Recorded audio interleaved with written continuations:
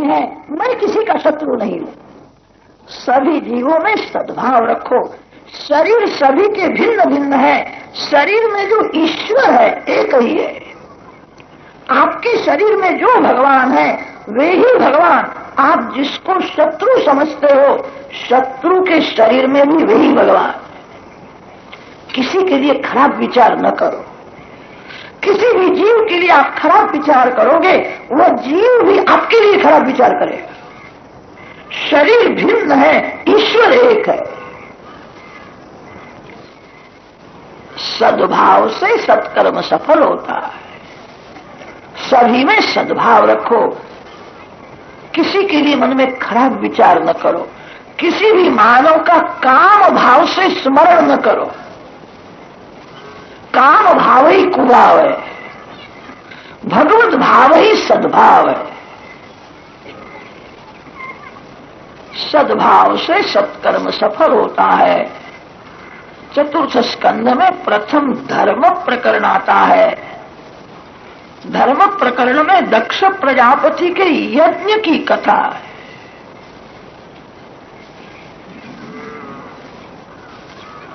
यज्ञ करने से यजमान का कल्याण होता है।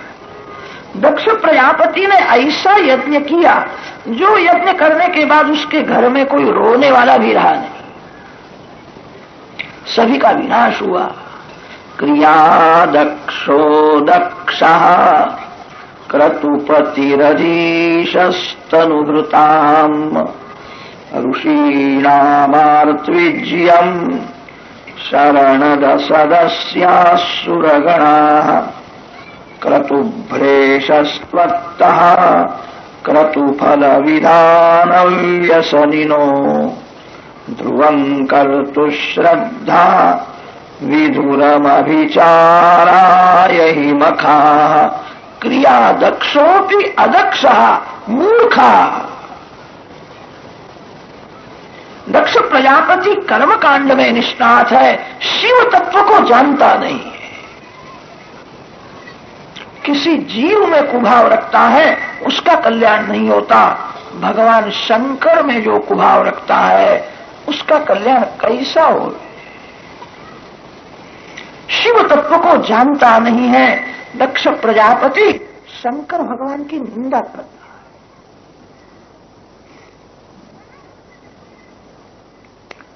भागवत के प्रधान टीकाकार श्री श्रीधर स्वामी है। भागवत ऊपर अनेक टीकाएं मिलती है। मुख्य टीका श्री श्रीधर स्वामी की है। 1200 वर्ष हो गए। श्री श्रीधर स्वामी ने गंगा किनारे बैठ करके माधव राय जी का दर्शन करते हुए भागवत ऊपर टीका लिखी है। जहां जहां श्री श्रीधर स्वामी को शंका हुई है, माधव राय जी को वंदन करते हैं, मेरी बुद्धि काम नहीं करती, मैं क्या लिखूं। भगवान प्रेरणा करते थे, ऐसा लिखो, ऐसा लिखो, अयम भावः अयम अभिसंधि। ऐसा जहां टीका में आता है, संतों ने वर्णन किया ये भगवान की वाणी है। जहां शंका हुई है भगवान को पूछते हैं। भगवान की आज्ञा अनुसार टीका लिखी है। श्री श्रीधर स्वामी की टीका भगवान को अतिशय प्रिय हुई। दक्ष प्रजापति शिव जी की निंदा करता है, उसके शब्दों में से स्तुति पर अर्थ किया है। वास्तव स्वयं अर्थ। दक्ष अभिमान में, आवेश में जो मन में आता है वैसा बकता है। वाग्देवी के पति भगवान शंकर है। ईशान सर्व विद्यानाम ईश्वर सर्वभूतानाम। वाग्देवी शिव जी की निंदा कैसी करे। वाग्देवी के पति तो शिव है। निंदा सुनने वाला निंदा करने वाले को प्रेरणा करता। कितने लोग पूछते हैं वहां फिर क्या हुआ, अरे तू काहे को पूछता है। एक सुनता है इसलिए दूसरा निंदा करता है। निंदा करने वाले को कोई सुनने वाला ना मिले तो कैसा निंदा करेगा। उठ जाओ वहां से। निंदा करना पाप है, निंदा सुनना भी बड़ा पाप। दक्ष प्रजापति अभिमान में, आवेश में बकता है, शिव जी की निंदा करता है। श्री श्रीधर स्वामी ने दक्ष के शब्दों में से ही स्तुति पर अर्थ प्रकट किया। दक्ष प्रजापति ने कहा है, भूत प्रेतों के मालिक शिव है, स्मशान में रहते हैं, भूतों के मालिक है, राजा है। श्रीधर स्वामी का अर्थ दिव्य है। पृथ्वी, जल, तेज, वायु, आकाश, ये पंच को भूत कहते हैं, ये पंच महाभूत है, उसके मालिक शिव है। काशी में विश्वनाथ विराजमान, विश्व के नाथ शिव है, इसीलिए उनको विश्वनाथ कहते हैं। विश्व शब्द का क्या अर्थ होता है? विश्व शब्द का अर्थ है जगत। जगत क्या है? शुभ और अशुभ, पवित्र और अपवित्र, दोनों का मिश्रण ही जगत है। जगत में सब कुछ अच्छा नहीं है और जगत में सब कुछ खराब भी नहीं है। संसार में विष है और संसार में अमृत भी है। जगत मिश्रण है, शुभ और अशुभ, पवित्र और अपवित्र, दोनों का मिश्रण ही जगत है। भगवान शंकर विश्वनाथ है। शिवजी महाराज के श्रीअंग में चिता भस्म है। शास्त्रों में लिखा है, चिता भस्म अतिशय अपवित्र होता है। चिता भस्म को कोई स्पर्श करे तो उसको स्नान करना ही पड़े। चिता भस्म के समान अपवित्र कहीं कुछ भी नहीं है। चिता भस्म अति अपवित्र है, गंगा जी के समान कोई पवित्र नहीं। पवित्र और अपवित्र दोनों के आधार शिव है। शिव जी के मस्तक में गंगा जी है, शंकर भगवान के श्रीअंग में चिता भस्म है। श्मशानेश्वा क्रीडा स्मरहर पिशाचा सहचरा चिता भस्मालेपः स्रगपिन्द्र करोति परिकरः अमङ्गल्यं शीलम् तव भवतु नामैवमखिलम् तथापि स्मर्तॄणाम् वरद परमं मंगलमसि। शिव मंगलमय है। आप कभी उज्जैन में गए होंगे, उज्जैन में महाकाल विराजमान, काल के काल शिव है, शिव मृत्युंजय है। शिव जी का नाम है महाकाल। महाकाल की प्रातः काल में 4 बजे के बाद भस्म पूजा होती है। कभी जाओ तो याद रख के दर्शन करो। भस्म पूजा के दर्शन में बहुत आनंद आता है। शिव जी को अभिषेक करते हैं। अभिषेक करने के बाद स्मशान में से चिता भस्म आता है। अभिषेक होने के बाद प्रथम चिता भस्म अर्पण किया जाता है।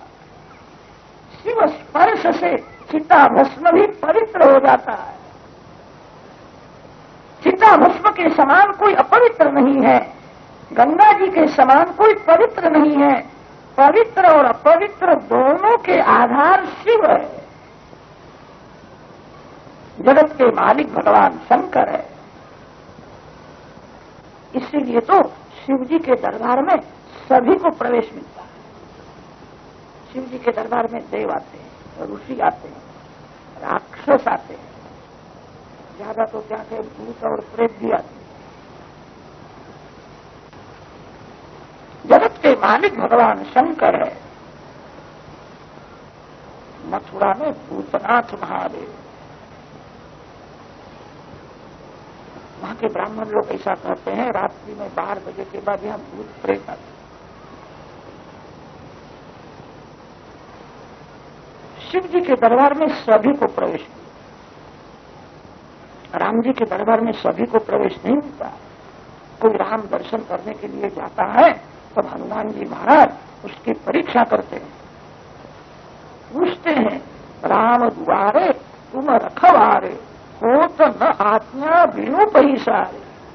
कोई राम दर्शन करने के लिए आता है तब हनुमान जी महाराज पूछते हैं, ये मर्यादा पुरुषोत्तम का दरबार है, सनातन धर्म की मर्यादा में रहते हो कि मर्यादा का भंग करते हो? माता पिता की सेवा करते हो? प्रत्येक स्त्री में मातृभाव रखते हो?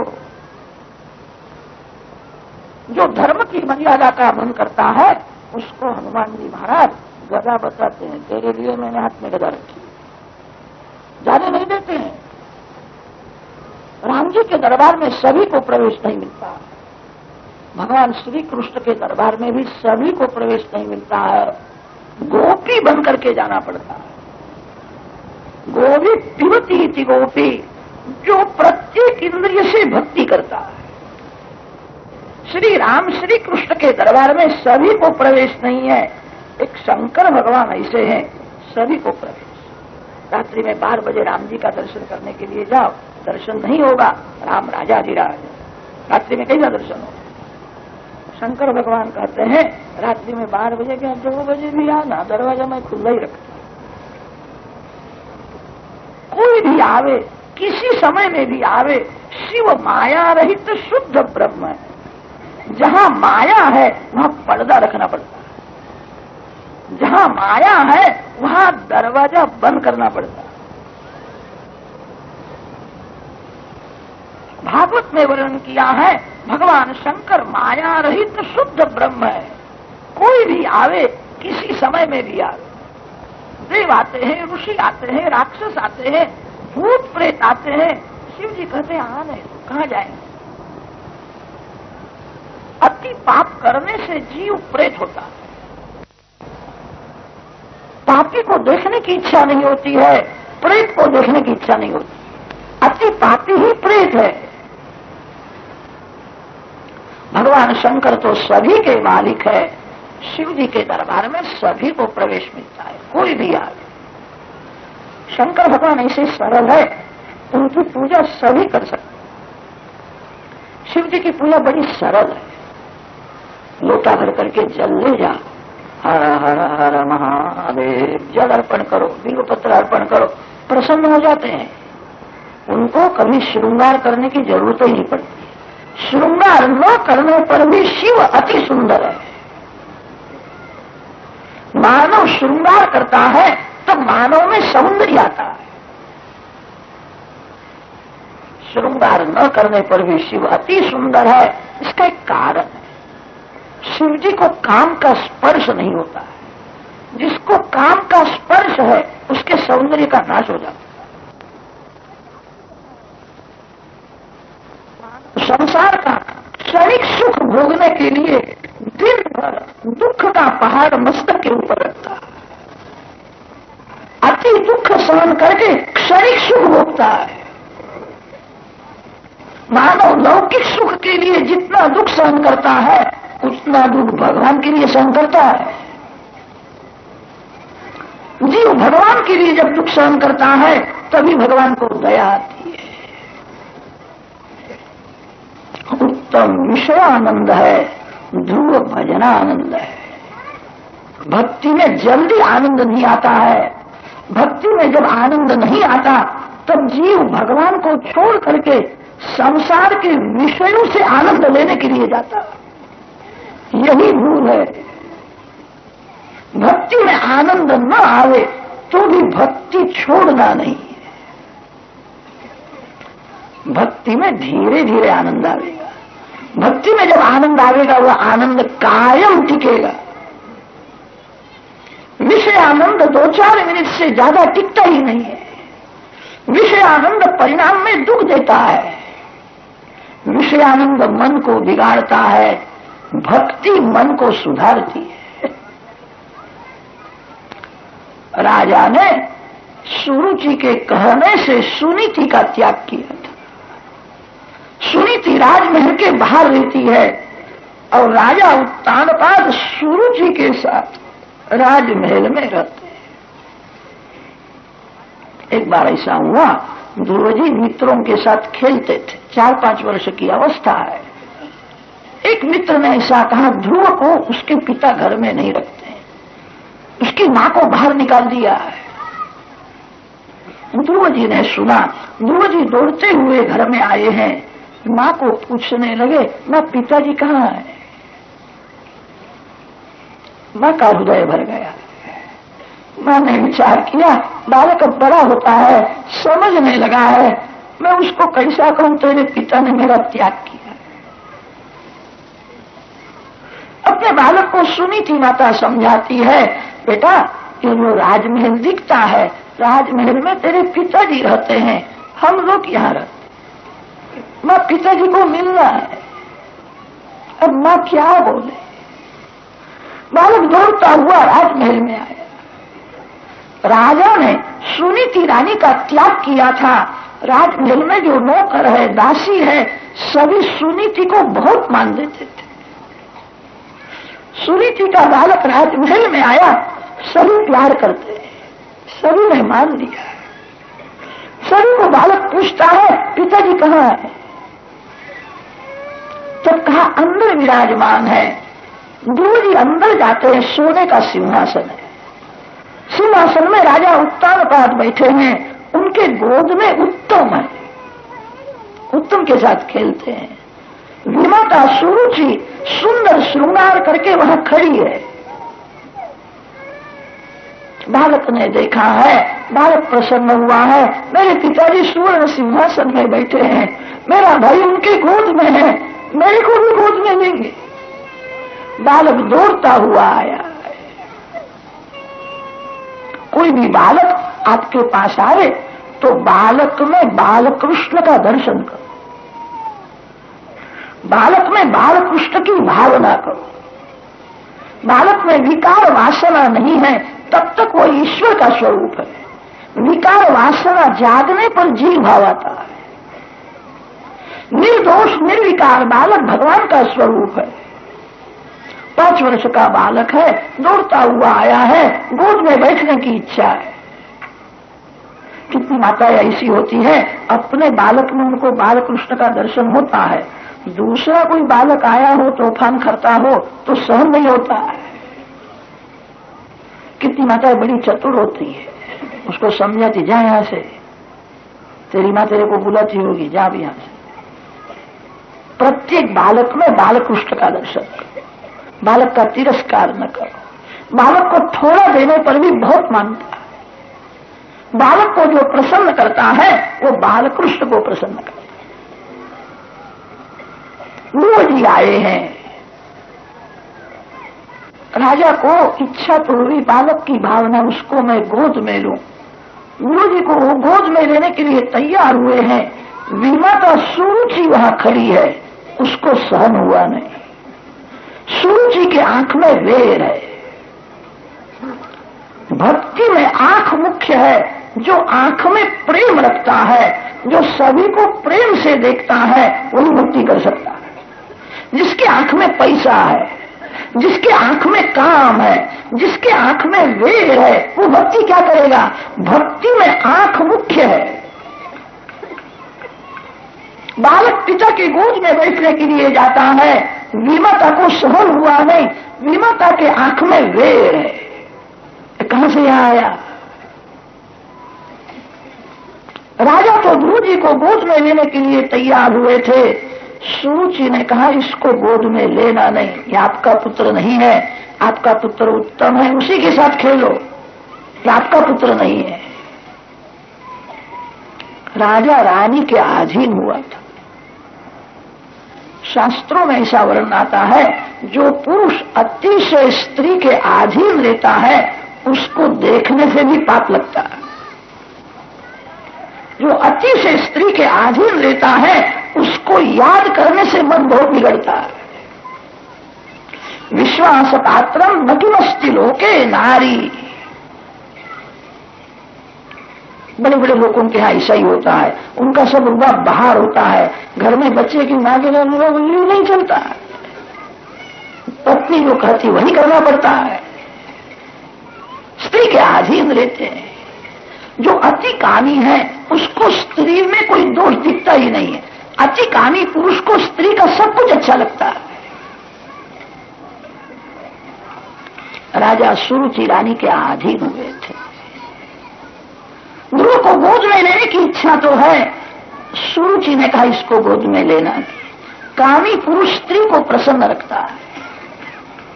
स्त्री नाराज न होवे। ध्रुव को गोद में लेने की इच्छा तो है, सुरुचि कहती उसको गोद में लेना नहीं, रानी नाराज न होवे। रानी को प्रसन्न करने के लिए राजा ने मुख फेर लिया। अति कामी पुरुष दूसरा कोई विचार नहीं करता। राजा ने विचार नहीं किया, बालक प्रेम से आया है, बालक को दुख होगा कि बालक भले दुखी होवे, रानी नाराज न होवे। ध्रुव जी को भी आशा है, पिताजी मेरे को गोद में ले। बालक प्रेम से पिता को देखता है, बालक खड़ा है, सुरुचि को सहन नहीं होता है, उसके आंख में वेर है, ए तू जा यहां से, तेरा यहां क्या है, जा यहां से, इस गाड़ी में बैठने के लिए तू लायक नहीं है। आराधया धूक्षज पाद पद्मम यदीच्छा से ध्यासनमुत्तम यथा। गुरु जी हाथ जोड़ते हैं और विमाता को कहा है, मैं पिताजी का पुत्र हूँ, पिताजी के गोद में बैठा है कि तू राजा का पुत्र नहीं है, रानी मैं हूँ, तेरी माँ मेरी दासी है, तू दासी का पुत्र होकर के गाड़ी में बैठने के लिए जाता है, तेरे को अक्कल नहीं है। बहुत रुबाब में बोलती है, ऐसा समझती मैं बड़ी सयानी हूँ, राजा मेरे हाथ में है, मैं जो कहूंगी वही होगा। बालक का तिरस्कार करती है, जा यहां से, यहां तेरा क्या है, इस गाड़ी में बैठने की इच्छा हो तो वन में जाकर के भगवान की भक्ति कर, भगवान प्रसन्न हो जाए तब वरदान मांगना, सुरुचि रानी के यहाँ मेरा जन्म होवे, तू मेरा पुत्र होवे तो ही यह गाड़ी मिलेगी। अरे भगवान प्रसन्न होने के बाद तेरे यहाँ जन्म लेने की क्या जरूरत है, ये तो मूर्ख है, मेरे यहाँ तेरा जन्म होगा तो ये गाड़ी मिलेगी, जा यहां से। ध्रुव जी प्रेम से पिताजी को देखते हैं, बालक को भी आशा है, मेरी विमाता ना बोलती है तो भी पिताजी मेरे को गोद में लेंगे, 2 मिनट मेरे को गोद में लो। बालक ने हाथ ऊंचे किए, प्रेम से पिता को देखता है। राजा को रानी का भय लगता है, राजा रानी के दास हो गए, सुरुचि को सहन नहीं होता है। ये माता बहुत तिरस्कार करती है, बहुत रुबाब में बोलती है, जा यहां से, नफट है, समझता नहीं है, तेरी मां मेरी दासी है, रानी मैं हूं। मेरी मां को दासी कहती है। दासी शब्द ध्रुव जी के हृदय में बाण के जैसा लगा, बालक रोने लगा। बालक रोता है तो विमाता हंसती है, मैं बड़ी सयानी हूं, मैंने कैसा उसका तिरस्कार किया, रोने लगा। बालक रोता है, विमाता हंसती है। बालक को बहुत दुख हुआ है, सुनीति माँ याद आती है। बालक रोता हुआ सुनीति माँ के पास जाता, सुनीति माँ ने दूर से देखा मेरा बालक रोता हुआ आता है, क्या हुआ, वो दौड़ती हुई गई है, उसको प्राण से प्यारा लगता है। बालक को उठा करके ले आई, गोद में लिया है, प्यार करती है, बार बार पूछती है बेटा क्यों रोता है, क्या हुआ। जिसकी मां सुनीति है, सुनीति का पुत्र सुशील होता है। माता पिता के आचार विचार बालक में आते, पिता तपस्वी होवे तो पुत्र महान ज्ञानी हो जाता है। जिसकी मां सुनीति है उसका पुत्र सुशील होता है। मां पूछती क्यों रोता है, क्या हुआ है। ध्रुव जी ने विचार किया, मैं कैसा बोलूं, विमाता ने मेरा तिरस्कार किया, पिताजी ने मेरे सामने देखा भी नहीं। ऐसा बोलने से माता पिता की निंदा करने जैसा पाप होगा। बालक धीर गंभीर है, उसको बहुत दुख तो हुआ है, बोलता नहीं है, रोता है। सुनीति मां प्यार करती है, मेरा बालक सयाना है, मेरी स्थिति को जानता है, कभी ऐसा रोया नहीं है। मेरे बालक को किसने रुलाया, पत्नी ने मेरा त्याग किया है, क्यों रोता है? बार बार पूछती है। ध्रुव जी बोलते नहीं है। सुनी थी बात समझाती है, बेटा रोना नहीं, तू खेलने के लिए गया था, तेरे को किसी ने मारा इसीलिए तो रोता है। बेटा तेरे पिता बड़े राजा है, तू राजा का पुत्र है, मैं तेरे पिता को कह दूंगी, तेरे को किसी ने मारा हो तो तेरे पिता उसको सजा करेंगे, तू राजा का बेटा है। सुनीति माँ जब ऐसा बोलती है, ध्रुव जी ज्यादा रोने लगे। मेरे बालक को किसने रुलाया? एक दासी वहां आई है। दासी ने कहा है, राजमहल में गए थे, पिताजी तो गोद में लेने के लिए तैयार हुए थे, विमाता ने तिरस्कार किया और उसको कहा वन में जा, तेरी माँ मेरी दासी है, रानी मैं हूं। इसीलिए बालक रोता। सुनीति ने सब सुना है। सुनीति ने विचार किया, आज आवेश में कर्कश वाणी बोलना अच्छा नहीं है, कर्कश वाणी से वेर बढ़ता है, वेर का विनाश होवे ऐसा बोलो। माँ को दुख तो हुआ है। सुनीति माँ बहुत प्रेम से बालक को समझाती है, बेटा तेरी विमाता ने तेरे को सुंदर उपदेश दिया है, तेरी विमाता ने तेरे को जो कहा है वही मैं कहती हूँ। भीख मांगना है तो भगवान के पास भीख मांगनी चाहिए, वन में जाकर के भक्ति करो। विमाता बहुत रुबाब में बोली थी, इसलिए बालक के हृदय को धक्का लगा था। सुनी थी माता वही उपदेश प्रेम से करती है, भीख मांगना है तो भगवान के पास भीख। जगत दरिद्री है, जगत में एक श्रीमान श्री कृष्ण है, लक्ष्मीपति नारायण श्रीमान है, जगत दरिद्री है। जीवन में कैसा भी दुख का प्रसंग आवे घबराना नहीं, दुख आपके पाप का नाश करने के लिए आया है, दुख आपको सुख देने के लिए आया है, दुख आपको सावधान करने के लिए आया। सुख में जीव गाफिल हो जाता है, दुख में सावधान हो जाता है। बहुत दिन पुस्तक पढ़ने से जो ज्ञान नहीं होता वो ज्ञान दुख में बुद्धि में प्रकट होता है। बड़े बड़े संतों के जीवन में भी दुख के प्रसंग आए, तभी उनको ज्ञान हुआ है ईश्वर के बिना मेरा कोई नहीं। बेटा तेरी विमाता ने तेरे को सुंदर उपदेश दिया है, कैसा भी दुख का प्रसंग आवे घबराना नहीं। दुख में प्रेम से बालकृष्ण की पूजा करो, भगवान को थोड़ा भोग लगाओ, भगवान की आरती करो, दरवाजा बंद करके हरे कृष्ण कृष्ण कृष्ण हरे हरे, हरे राम राम राम हरे हरे 10 मिनट 15 मिनट प्रेम से कीर्तन करो।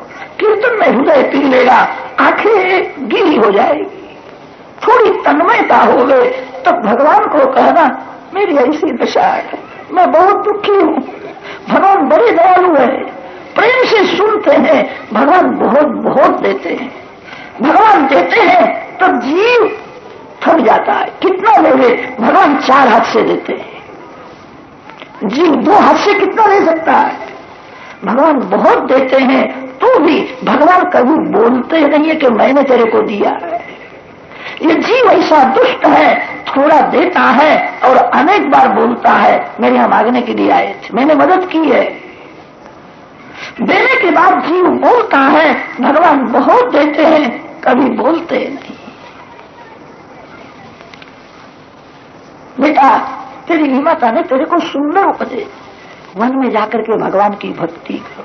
बेटा जिस घर में मान नहीं है उस घर में रहना अच्छा नहीं है।